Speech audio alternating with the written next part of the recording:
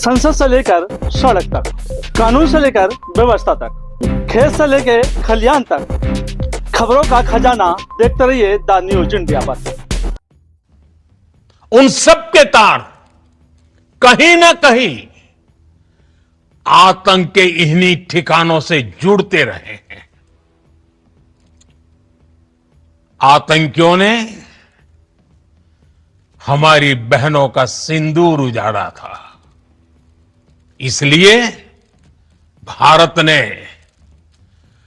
आतंक के ये हेडक्वार्टर्स उजाड़ दिए। भारत के इन हमलों में 100 से अधिक खूंखार आतंकवादियों को मौत के घाट उतारा गया है। आतंक के बहुत सारे आका बीते 2.5-3 दशकों से खुलेआम पाकिस्तान में घूम रहे थे, जो भारत के खिलाफ साजिशें करते थे। उन्हें भारत ने एक झटके में खत्म कर दिया। साथियों, भारत की इस कार्रवाई से पाकिस्तान घोर निराशा में गिर गया था, हताशा में गिर गया था, बौखला गया था। और इसी बौखलाहट में उसने एक और दुस्साहस किया। आतंक पर भारत की कार्रवाई का साथ देने के बजाय पाकिस्तान ने भारत पर ही हमला करना शुरू कर दिया। पाकिस्तान ने हमारे स्कूलों, कॉलेजों को, गुरुद्वारों को, मंदिरों को, सामान्य नागरिकों के घरों को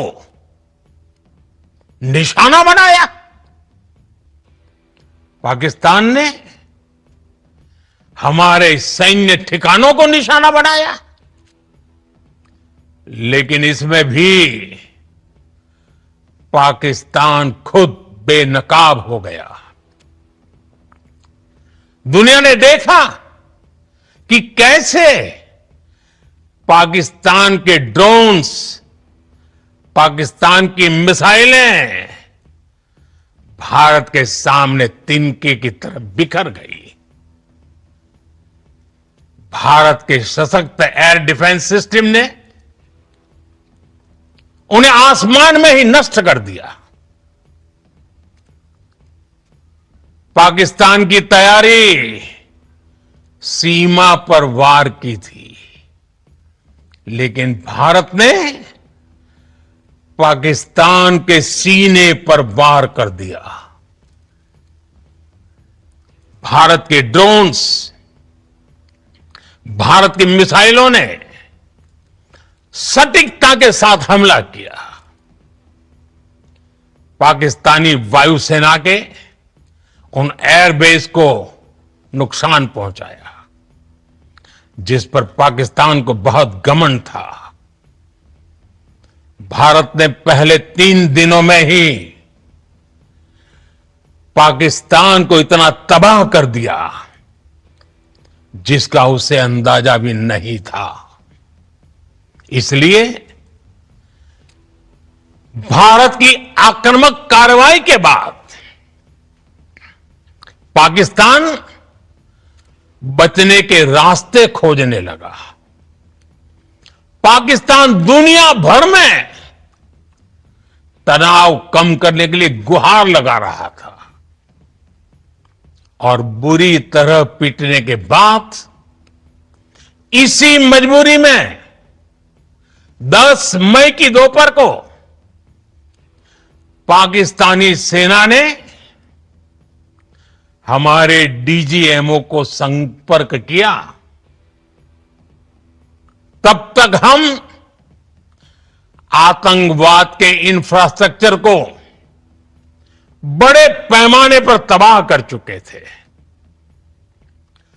आतंकियों को मौत के घाट उतार दिया गया था।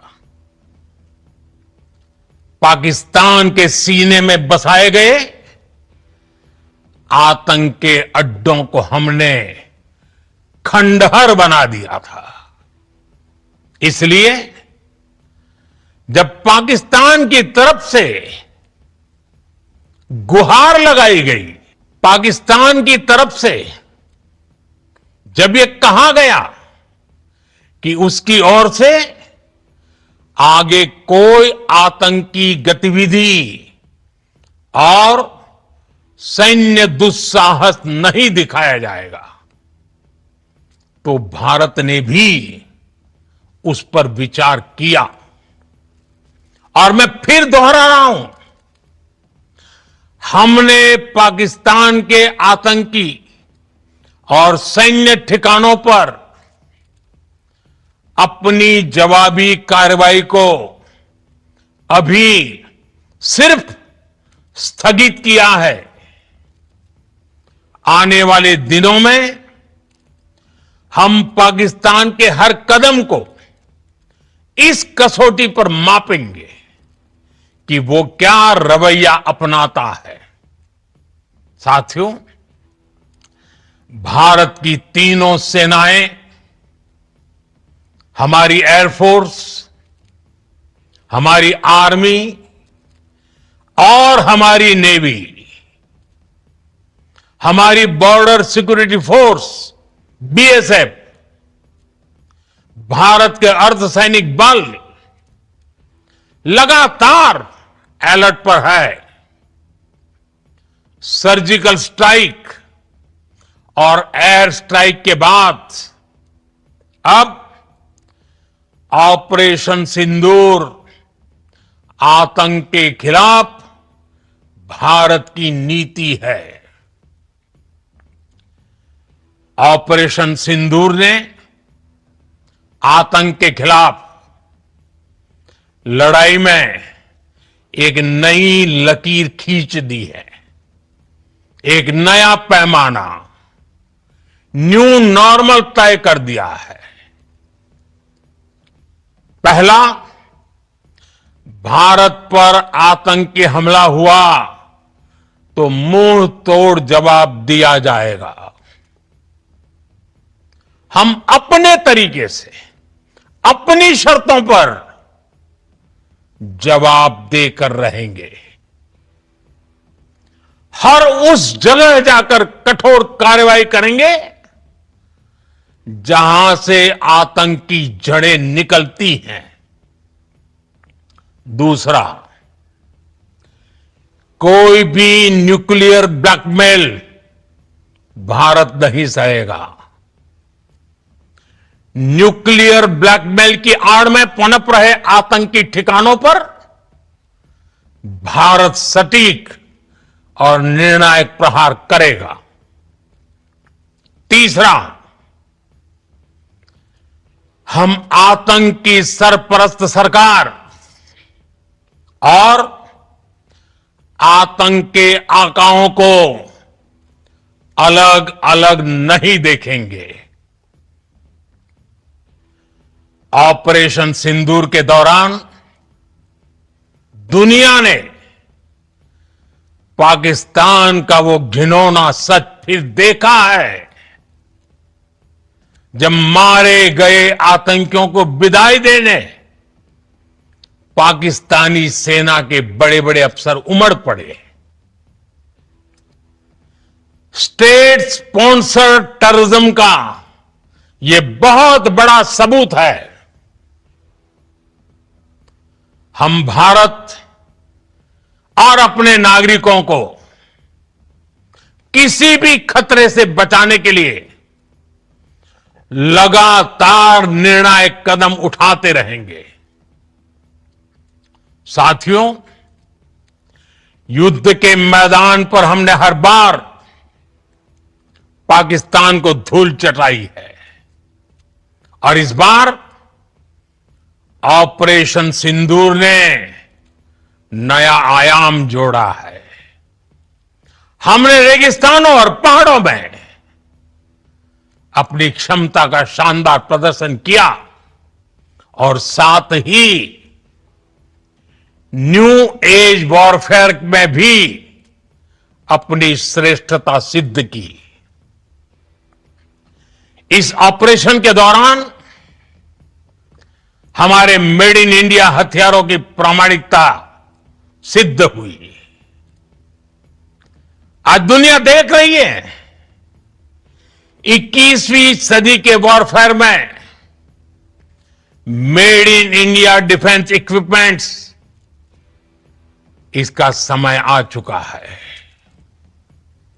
साथियों, हर प्रकार के आतंकवाद के खिलाफ हम सभी का एकजुट रहना, हमारी एकता हमारी सबसे बड़ी शक्ति है।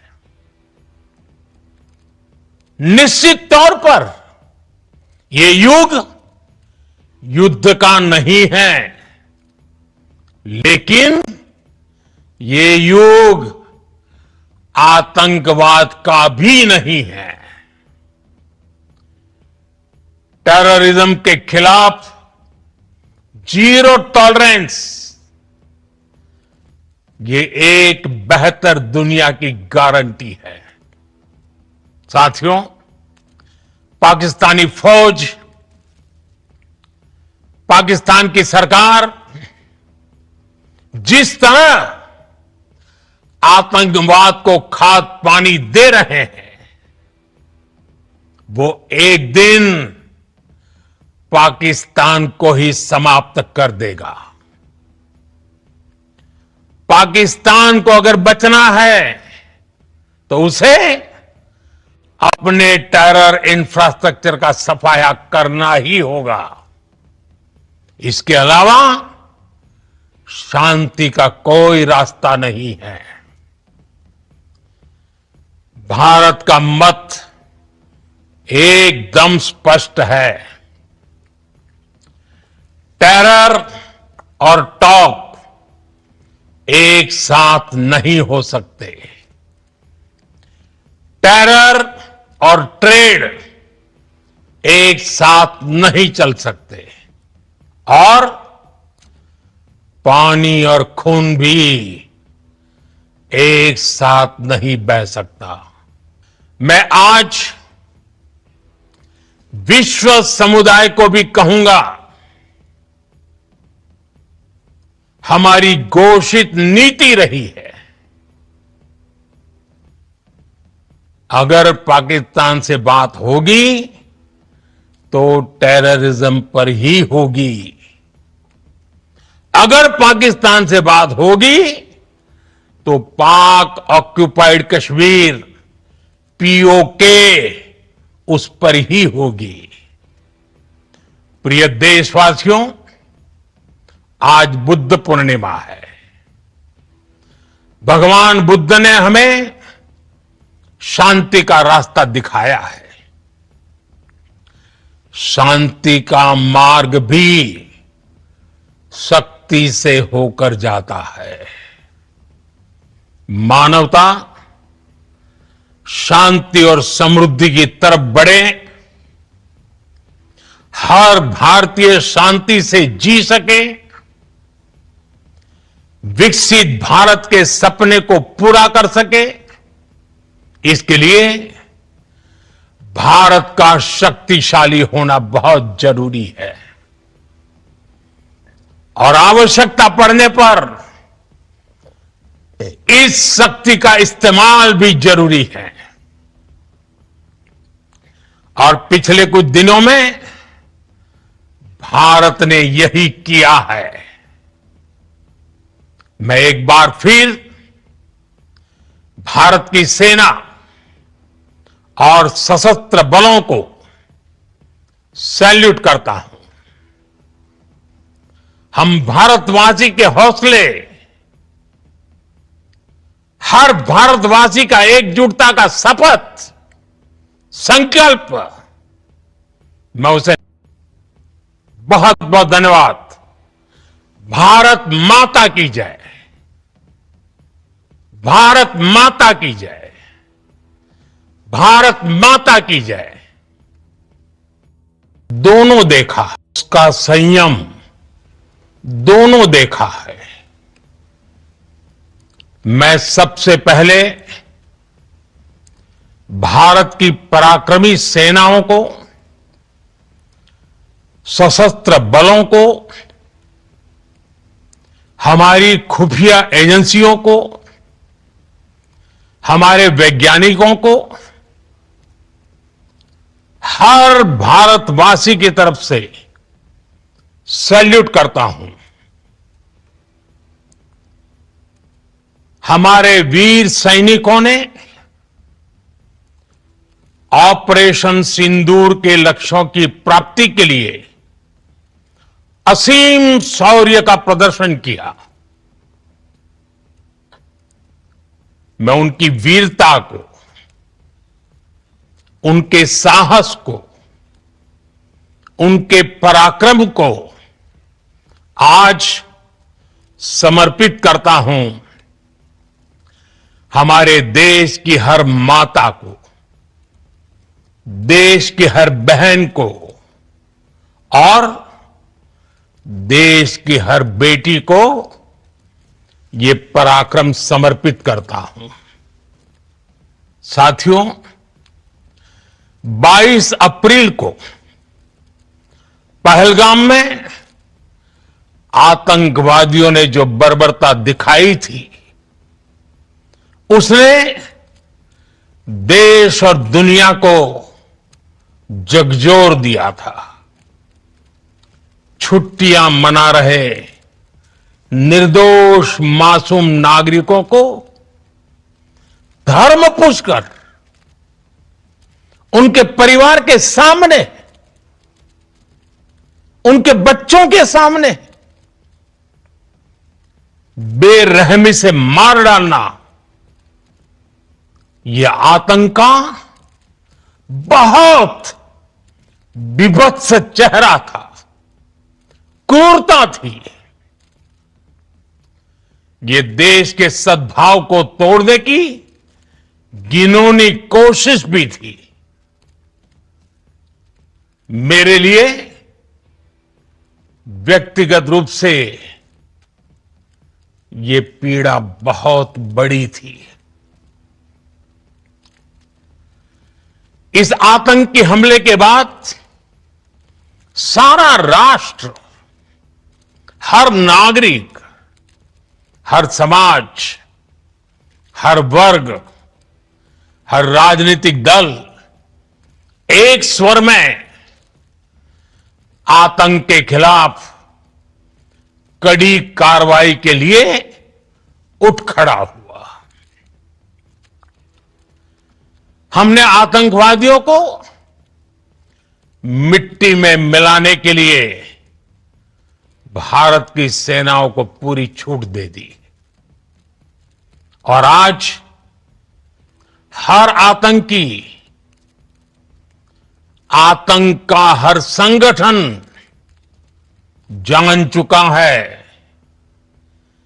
कि हमारी बहनों बेटियों के माथे से सिंदूर हटाने का अंजाम क्या होता है।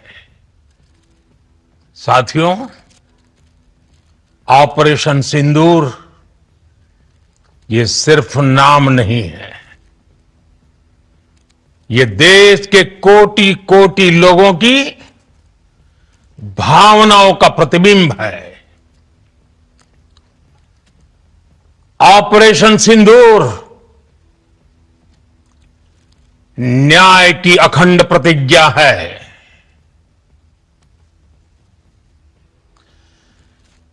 6 मई की देर रात, 7 मई की सुबह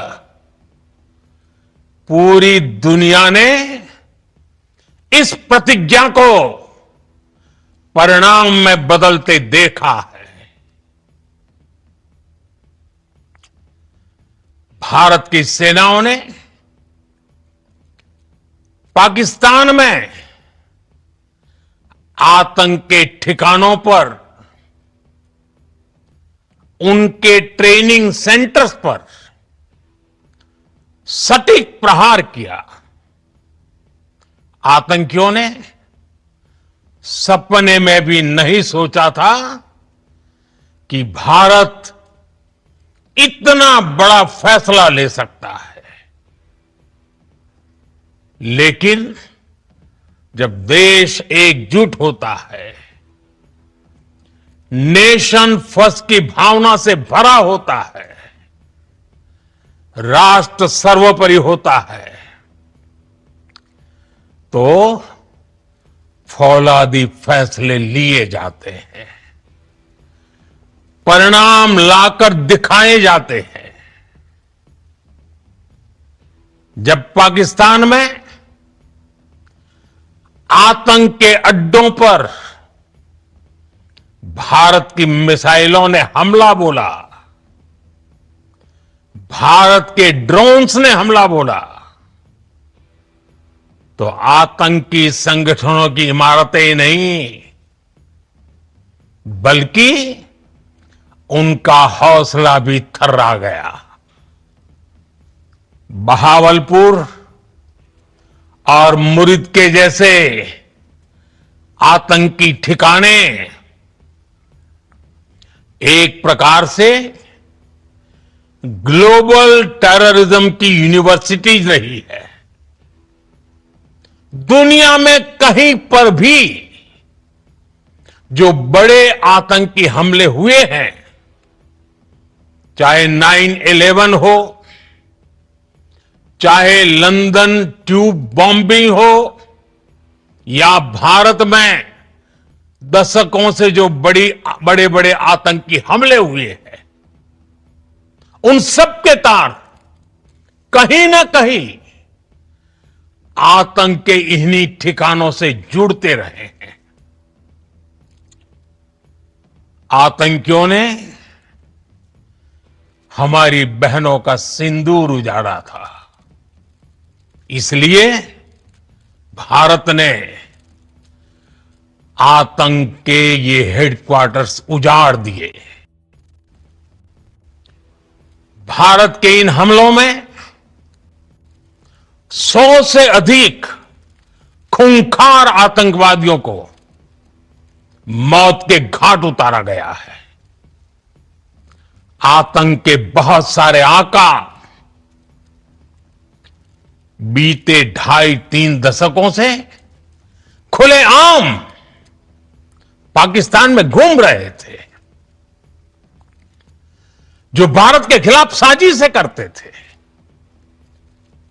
उन्हें भारत ने एक झटके में खत्म कर दिया। साथियों, भारत की इस कार्रवाई से पाकिस्तान घोर निराशा में गिर गया था, हताशा में गिर गया था, बौखला गया था।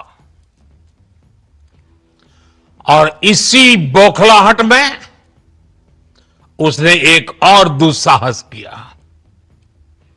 आतंक पर भारत की कार्रवाई का साथ देने के बजाय पाकिस्तान ने भारत पर ही हमला करना शुरू कर दिया। पाकिस्तान ने हमारे स्कूलों, कॉलेजों को, गुरुद्वारों को, मंदिरों को, सामान्य नागरिकों के घरों को निशाना बनाया। पाकिस्तान ने हमारे सैन्य ठिकानों को निशाना बनाया। लेकिन इसमें भी पाकिस्तान खुद बेनकाब हो गया। दुनिया ने देखा, संसद से लेकर सड़क तक, कानून से लेकर व्यवस्था तक, खेत से लेकर खलियान तक, खबरों का खजाना देखते रहिए द न्यूज इंडिया पर।